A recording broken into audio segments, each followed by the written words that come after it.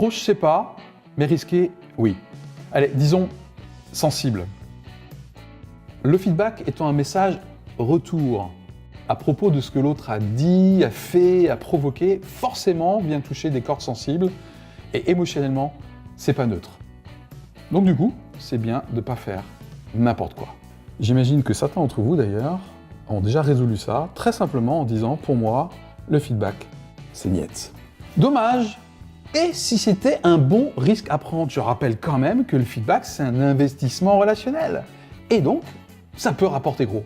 À condition bien sûr, même sans être un expert, de respecter 2-3 trucs.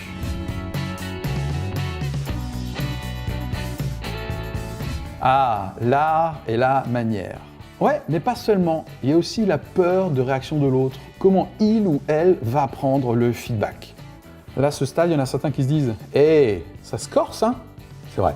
C'est sûr que dans une relation, il faut être deux à vouloir que ça aille à peu près bien, mais pour l'instant, concentrons-nous sur nous.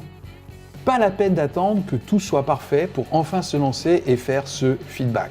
Parfait en termes de timing, de méthode, d'humeur du jour. Stop! Pas trop de pression quand même si en effet, il faut se préparer à ça.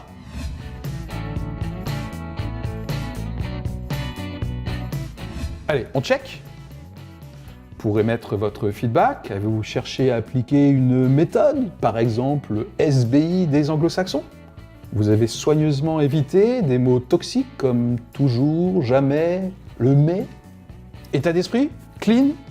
Là, certains se disent Philippe, moi j'ai fait tout ça et ça part quand même en live. Deux choses. Comme dit précédemment, l'autre va forcément réagir avec son histoire, sa personnalité, son intelligence émotionnelle, ça claque ça. Hein. Et puis le feedback, c'est certes une science, mais c'est aussi un art. Et là, c'est peut-être le moment où vous commencez du coup à désespérer. Mais heureusement, il y a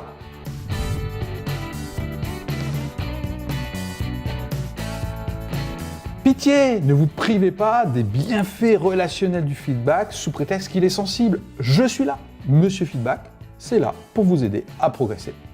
Je rappelle, si ce n'est déjà fait, que vous avez un super outil pour ça, un e-book, un document PDF de 13 pages qui vous permet de découvrir, parmi les 7 profils principaux de feedbackers, eh bien, votre mix à vous est déjà de détecter des pistes de progrès. Voilà, c'était Monsieur Feedback. Salut!